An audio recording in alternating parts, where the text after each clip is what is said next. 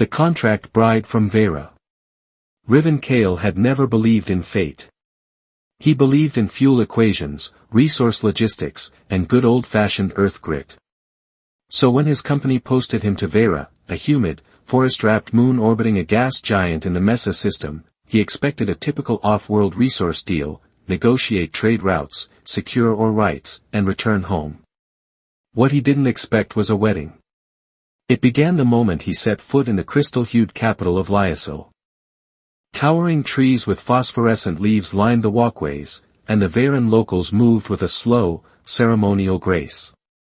Tall and elegant, they looked almost human, but not quite. Their skin bore a soft opalescent shimmer, and their eyes, often silver or amber, glowed faintly in dim light. Riven was greeted by the planetary delegate, a stone-faced woman named Yolith. She wasted no time. "Mr.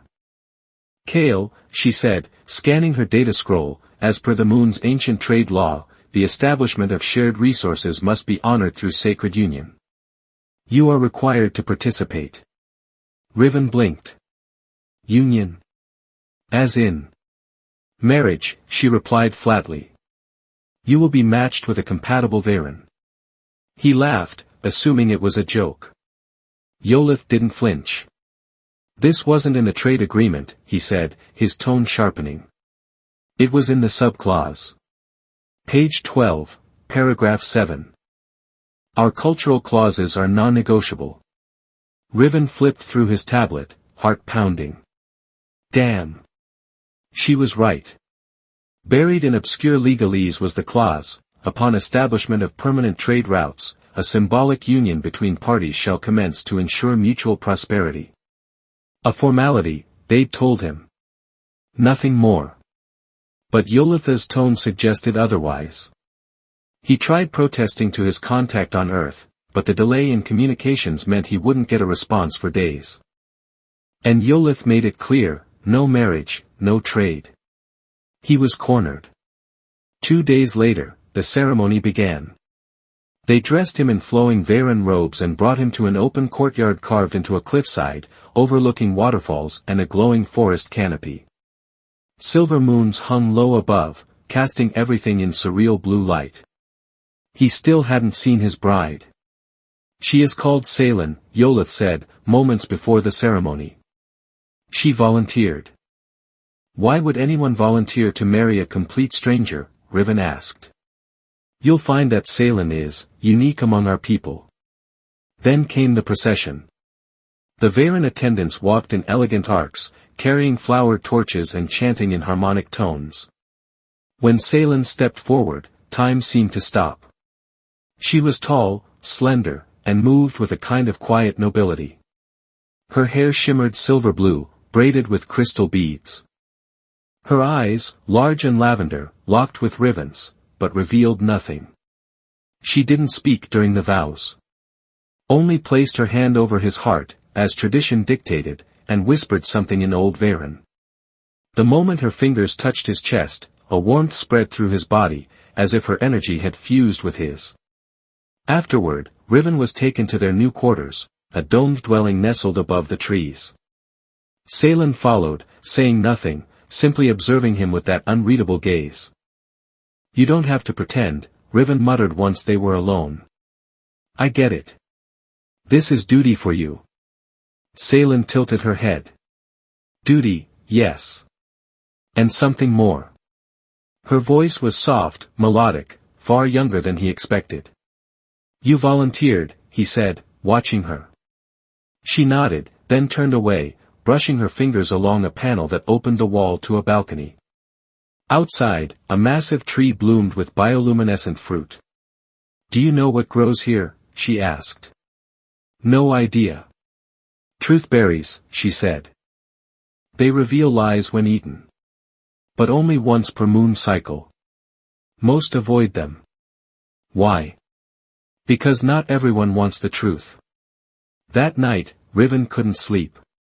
He lay awake thinking about her, her silence, her strange choice of words, her quiet sadness. She didn't act like someone bound in a forced marriage. She acted like someone hiding something. The next day, he tried to talk to her again. About Earth, about Vera, about why she agreed to the union. Her answers were always the same, gentle, vague, deflective. "You ask many questions," she said once, not unkindly. "And you avoid every one," he replied. That made her smile. Not wide, not open, but enough to show she wasn't made of stone. The days passed, and something unexpected began to happen. He started looking forward to seeing her. He'd come back from meetings with Yolith and find her tending to the glowing plants outside. Sometimes she sang in a language he didn't know, and the plants swayed toward her voice. But one evening changed everything. Riven had been exploring a nearby temple site, where old Varen ruins hinted at a lost dynasty. He found a mural depicting a woman with glowing eyes and silver hair, seated on a throne surrounded by flames. The resemblance to Salen was chilling. When he returned that night, he found her sitting on the balcony again, staring at the twin moons. "You were at the old temple," she said before he could speak. "How did you know?" "I saw the dust on your sleeves. And, I felt something." Riven stepped closer. "Felt what?" "Like a thread pulling tight." "Salen," he said quietly, "who are you really?" For a long moment, she didn't answer. The forest whispered below them, alive with soft alien sounds. Finally, she turned to him. "Someone who shouldn't exist." Before he could press further, a humming pulse filled the room, a warning tone from the city grid. Yolitha's voice came over the comm, "Mr. Kale, you're to remain indoors." Unknown surge detected near the southern sector. Outside, the sky flashed red for a brief moment, then returned to normal. When Riven looked at Salen again, her lavender eyes were glowing faintly, and in them, for the first time, he saw fear. The red flash faded from the sky as quickly as it had appeared, but the silence it left behind felt heavier than before. Riven stood still, his eyes fixed on Salen. Her glowing lavender gaze had dimmed now, but the moment wasn't lost, he had seen it. For just a breath of time, she hadn't looked like a quiet bride from a foreign world, she had looked ancient. Powerful. And afraid. "What the hell was that?" he asked, stepping closer. She turned away from him, her voice low. "It's beginning." "What's beginning?" he demanded. "I cannot explain," she whispered. "Not yet." "I married you," Riven said. "I've tried to respect your silence, your culture, your rules. But something is happening, and if I'm involved, I deserve to know." Salen walked slowly to the edge of the balcony, letting the wind lift her hair. Her profile was outlined against the deep violet sky, the twin suns sinking beneath the horizon like burning coals. Finally, she spoke. "Vera is not ruled by who sits on the council," she said. "It's ruled by who controls the truth.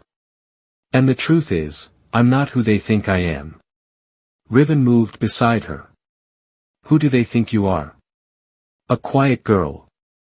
Obedient. Forgettable. Just useful enough to be tied to a human and pushed aside." "And who are you really?"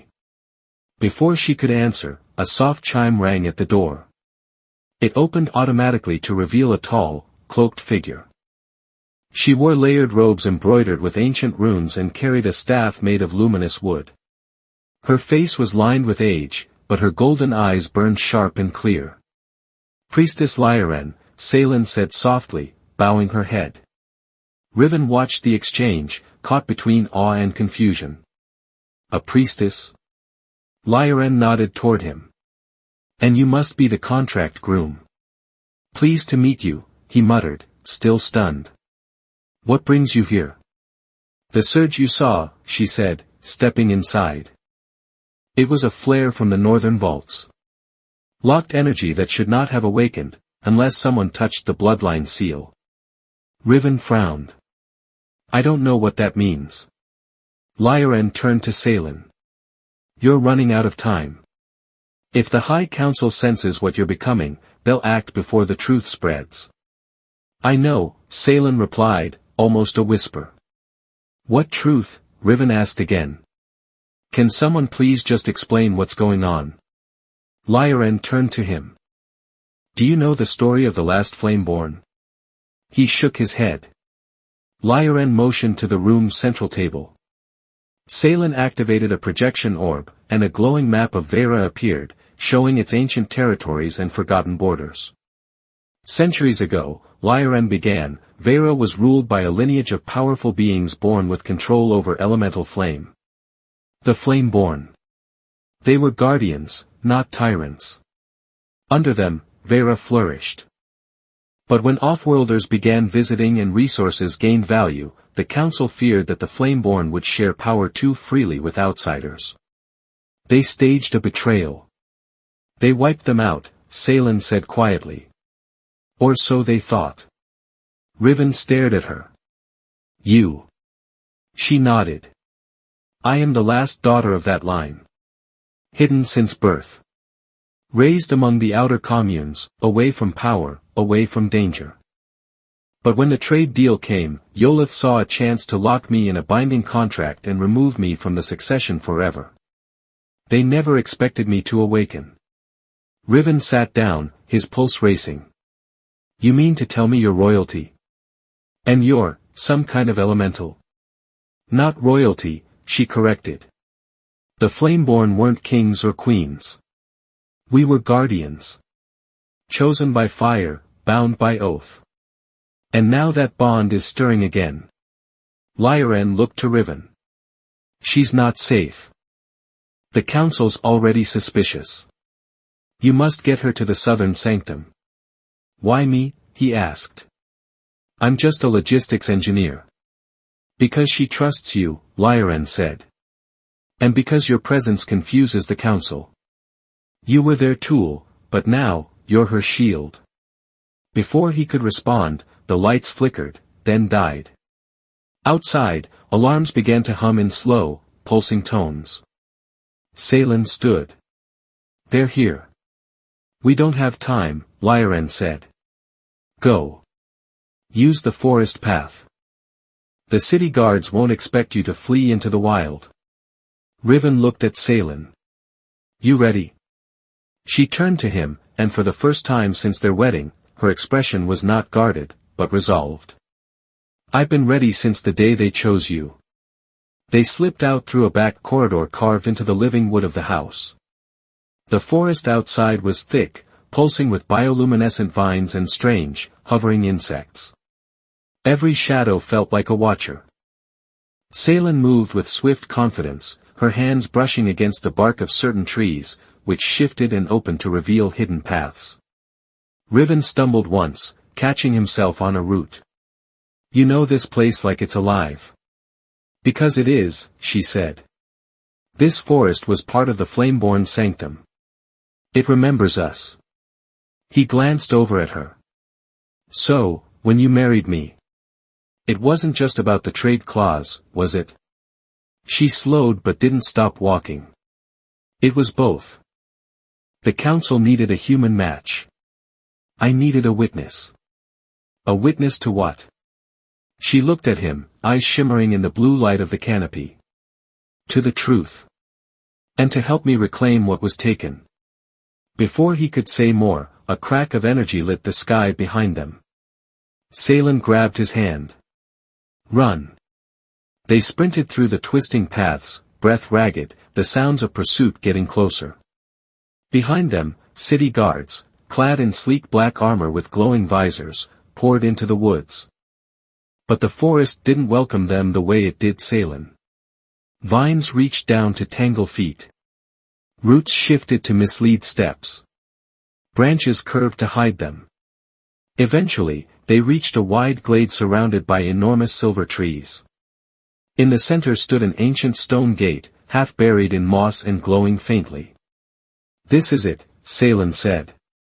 The sanctum threshold. Will it let us in? Only if I'm ready to accept what I am.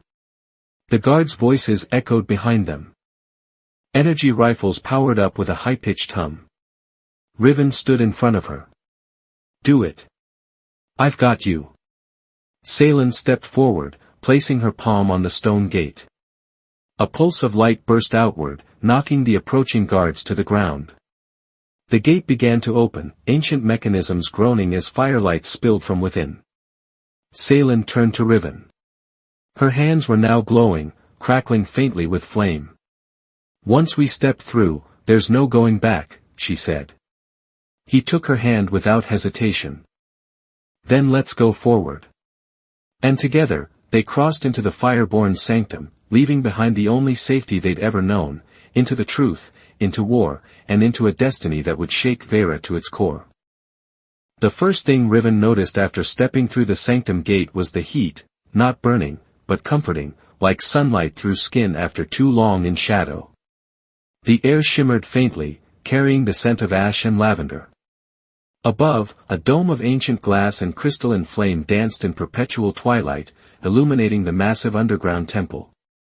He couldn't speak. He just stood there, mouth slightly open, taking in the grandeur. Rows of fire-carved pillars stretched into the distance, etched with moving runes. Fountains flowed not with water but liquid light. The sanctum breathed with ancient power. "Welcome to the heart of my people," Seylan said quietly, stepping ahead. Riven followed, his voice hushed. "This place, it's alive." "Yes. And it's been waiting." They descended a staircase flanked by statues, tall, regal figures with glowing eyes and armor that looked half organic, half metal. Each held a flame in their palms. "Those are the Oathbearers," Seylan explained. "They swore to protect the legacy. They fell when the Council betrayed us, but their fire remained here, preserved, asleep." Riven glanced around nervously. "So what now?" "We just ask the building for help." Seylan stepped into the center of the chamber. "No, we prove ourselves." As she spoke, the floor beneath her lit up. Circular runes awakened one by one in a slow, deliberate pattern. Heat surged upward, and the chamber began to pulse with life. Then a voice echoed, not a sound, but a presence, directly into their minds. "Flameborn. You carry the blood. But do you carry the will?" Seylan didn't flinch. "I do. And your witness.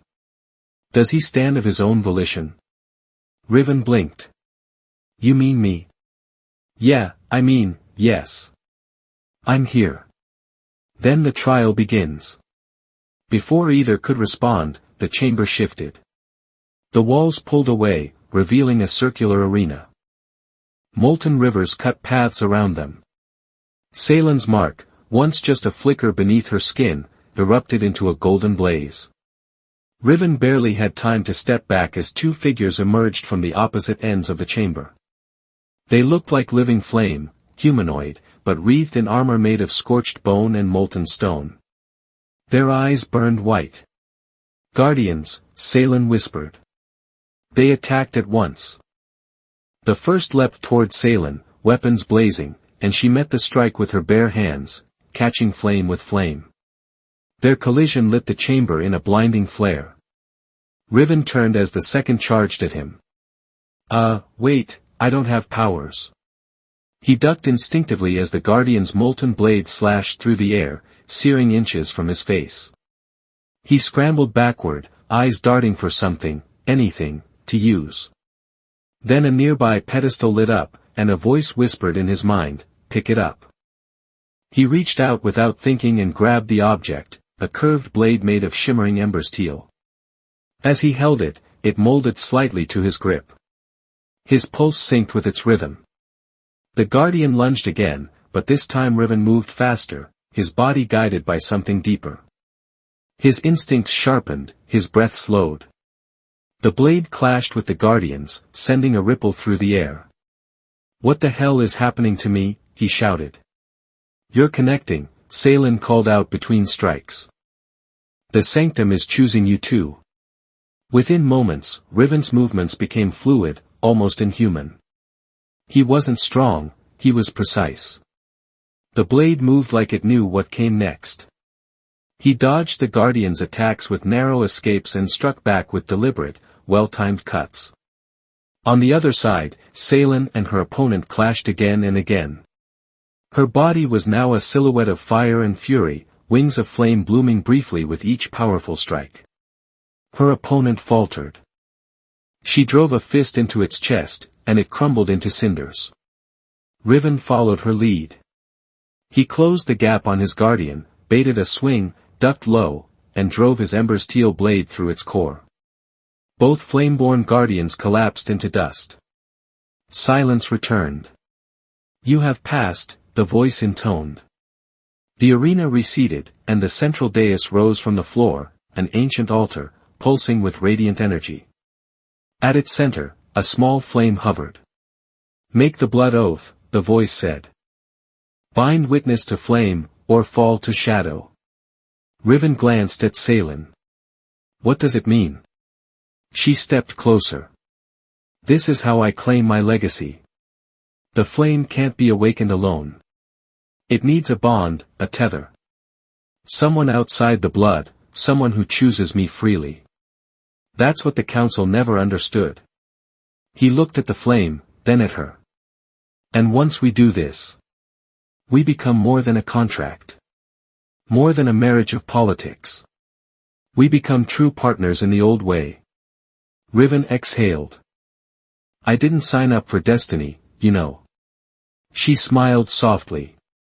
"I didn't sign up for love. But here we are."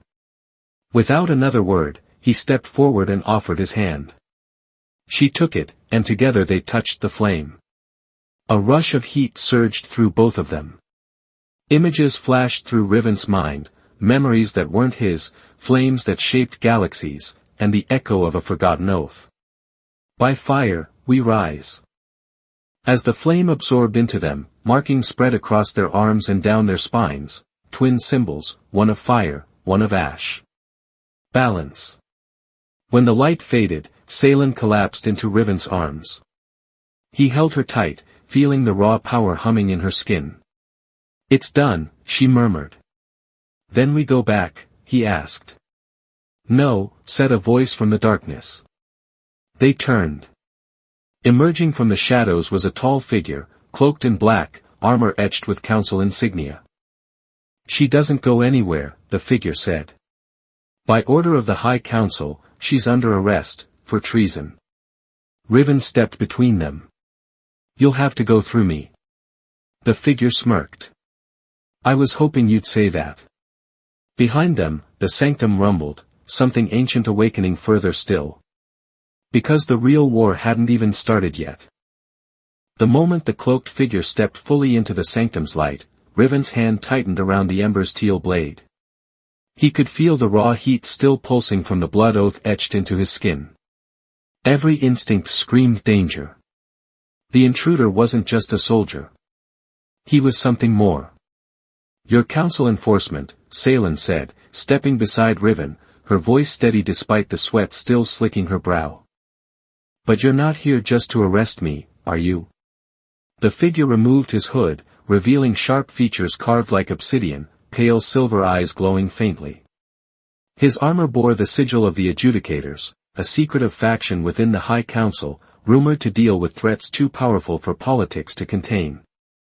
"You've committed an act of restoration," he said. "An ancient flame-born ritual, long outlawed. The bond you've made violates planetary accords and destabilizes our carefully kept balance." Riven scoffed. "Yeah, seems like your balance mostly benefits the ones at the top."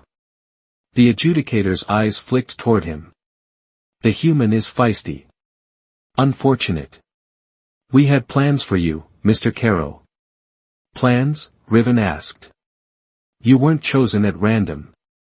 Your lineage, your genes, make you highly compatible with Varen artifacts. The Council intended to mold you." Riven took a step forward. "And now? Now you're contaminated. No longer neutral. You've chosen flame." A sudden hum vibrated through the floor, and Salen turned. "We activated the sanctum. The other sanctuaries will feel the pulse. The truth is waking. Others will come." The Adjudicator's lips curled. "Not if I kill you here." In a flash, he moved, too fast for a normal being. Riven raised his blade, catching the strike just in time, metal screeching against charged energy. The impact threw him backward into a column. Salen unleashed a burst of flame, but the adjudicator absorbed it into his gauntlet. Cute, he growled, then countered with a pulse of darkness, knocking her off her feet. Riven forced himself up, wiping blood from his lip. We can't win this straight. Then don't fight straight, Salen grunted. She touched the rune on the floor, whispering a forgotten phrase. The sanctum reacted instantly, flames surged from the walls, creating a dome of shifting light. The adjudicator paused, momentarily confused. What did you do? Triggered the veil, she said. Only those of the flame-born line can pass through it. It will hold you. He snarled, energy crackling around him. This sanctum won't save you forever. No, she said. But it bought us time. Together, she and Riven sprinted toward the back exit, deeper into the flame-born catacombs. Behind them, the veil of fire sealed the chamber, muffling the adjudicator's roar. They ran in silence for a while, their feet slamming into ancient stone, echoing through the forgotten tunnels.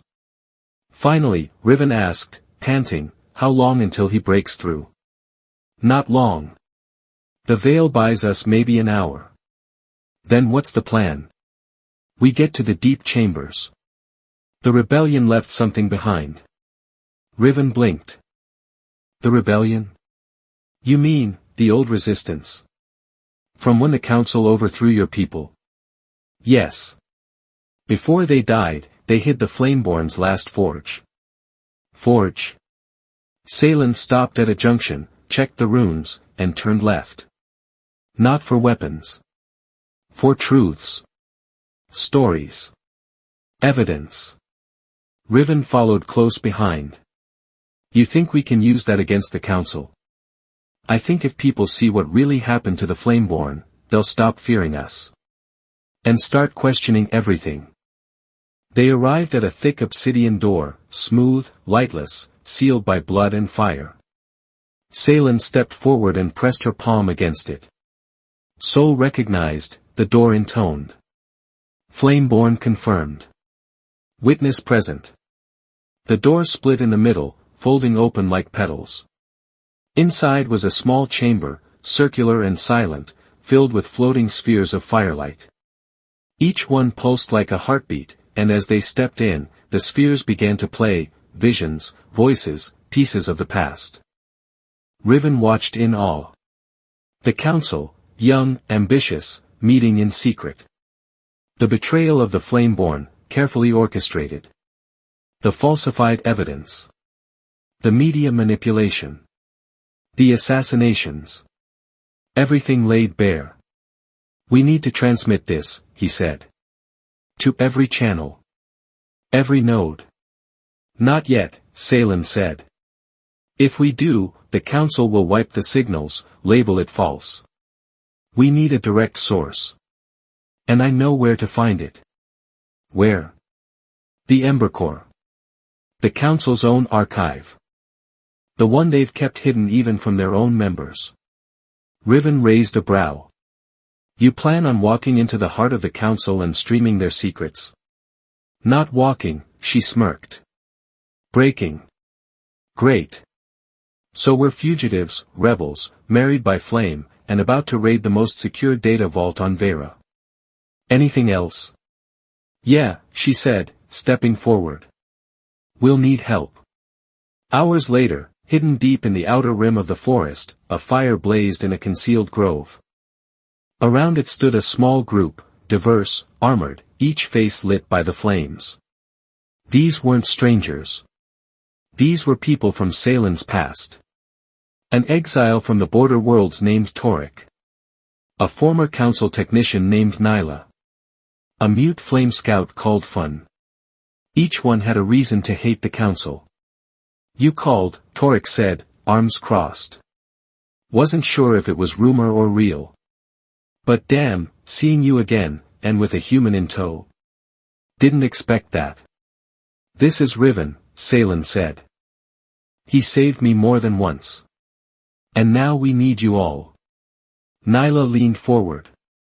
You really found the old forge? I did. And we have the truth.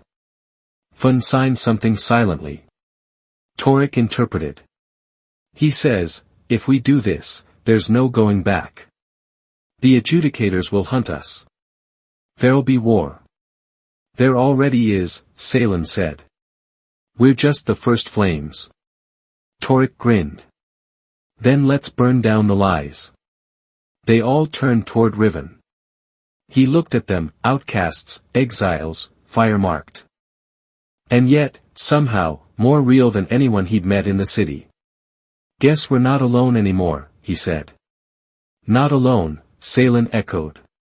And not finished. Above them, the twin moons of Vera began to eclipse, an omen not seen in 100 years. The time for rebellion had arrived. The Ember Core wasn't on any map. Deep beneath the Council's floating spire, protected by shifting algorithms, phase-locked gates, and neural-coded access, it pulsed like a buried heart, storing every secret, every crime, every truth the High Council had hidden for centuries. Salen stood at the cliff's edge of the descent tunnel, armor gleaming faintly in the artificial moonlight, her flame tattoos humming beneath the surface of her skin. This is it, she said quietly. Once we go down, there's no retreat. Riven stood beside her, checking his gear, a blade of ember steel, reinforced armor gifted by Torek, and a neural shard for interface access. Not sure how you all make rebellion look this good, he muttered. But I'm all in. Behind them, the small team of allies prepped in silence, Fan adjusting his climbing gear, Nyla patching a data worm into the comm grid, and Torek attaching explosive nodes to the inner access wall. The core's buried under 12 kilometers of rock, Torek said. But the shaft runs straight through it. Council uses it for quantum heat exhaust. Unstable, but accessible. Unstable's the new normal, Riven replied. Salen turned to him, her voice softer now. Whatever happens next, it matters that you chose this. Not because of me. Because of what's right. He smiled. I chose you and what's right. Don't make me regret both. She chuckled, then stepped forward and activated the drop harness. The team plunged into the shaft like falling stars. The Ember Core wasn't a chamber. It was a living machine, massive, circular, rotating layers of memory crystal, plasma streams, and voice-locked archives all orbiting a single flickering flame suspended in gravity-null containment. As they landed on a suspended platform, Nyla's eyes widened. Gods of code, it's bigger than I imagined. Welcome to the spine of the lie, Torek whispered. Immediately, the alarms kicked in. Shimmering red glyphs appeared mid-air, spinning. A mechanical voice echoed across the chamber. Unauthorized intrusion detected. Adjudicator class response in T-80 seconds. Make it fast, Salen shouted. Nyla rushed to the central node, fingers dancing across floating interfaces. I can inject the data worm, but we need a signal boost. Too much shielding down here. Riven looked up. The flame. We connect to that, it'll override everything. Broadcast across all frequencies, unfiltered. That's suicidal, Torek said. That flame was meant for ascendant-level data transfer. No unaugmented mind can take it. Riven tightened his grip on his blade. I've already touched one flame. Maybe it won't burn me. Salen stepped forward. We do it together. They approached the containment field. As they reached it, it flared, sensing the bond between them. The flame pulsed, almost, curious. Ready? She asked. Not even close, Riven replied, and reached in. As their fingers touched the fire, the world fractured. Visions surged, memories of fallen flameborn, the Council's rise to tyranny, betrayals layered like strata in ancient Earth. Languages forgotten, rebellions snuffed out, planets sacrificed for power. The truth poured through them like molten light. Riven screamed, but not from pain. From clarity. The flame knew everything. And now, so did they. Salen reached out with her mind. Broadcast it. The flame obeyed. Across Vera, across outposts, colonies, military ships, neural feeds, and civilian networks, images erupted. Uncensored. Undeniable. The truth bled into every screen. People dropped their tools, froze mid-sentence. The lie was shattering in real time. But so was the chamber. The flame shrieked, flickering wildly. Containment collapsed. Explosions rocked the platform. Get back, Torek shouted, shielding Fun from falling debris. But the adjudicator was already there. He stepped through the collapsing archway, armor cracked but eyes burning brighter than ever. You've doomed yourselves, he spat. And her. He struck Salen with a pulse of raw energy. She screamed, flying backward. Riven charged, blade flashing. The adjudicator blocked, but Riven's momentum carried them both across the platform. They fought like fire and shadow. Sparks flew, edges sang, and every strike told a story, of rebellion, of sacrifice. Riven wasn't stronger. But he was free. And that made all the difference. With a roar, he drove the ember's teal through the adjudicator's chest. The flame responded, flaring like a dying star. The adjudicator staggered, then crumbled to ash. But the flame was destabilizing. Too much truth. Too fast. We need to get out, Nyla shouted. Salen limped toward Riven, blood trailing behind her. Go, I'll stabilize it. Like hell you will, Riven said, grabbing her arm. But she shook her head. If the flame collapses, so does everything. I was born for this. You were meant to survive it. He stared at her, heartbreaking. Don't do this. Someone has to. And I'd rather it be me, than you. Riven kissed her, brief, burning, real. Then I stay too. Her eyes widened. What? Flame-bound, he said. Remember? We do this together. As the chamber collapsed, they stepped into the flame's heart. They didn't die. They became something else. Months later, the council was shattered. Its members scattered, hunted. Cities once ruled by fear were lighting ceremonial fires in Salen's honor. Statues rose, not just to her, but to the nameless rebels, the fallen, and the strange human who burned with a flame not his own. Some say Salen and Riven became part of the flame itself, that they whisper to those who still fight, guiding them. Others believe they survived somewhere beyond, watching, waiting. But one thing was certain. Truth burned brighter than lies. And it all began with a forced marriage that became a revolution.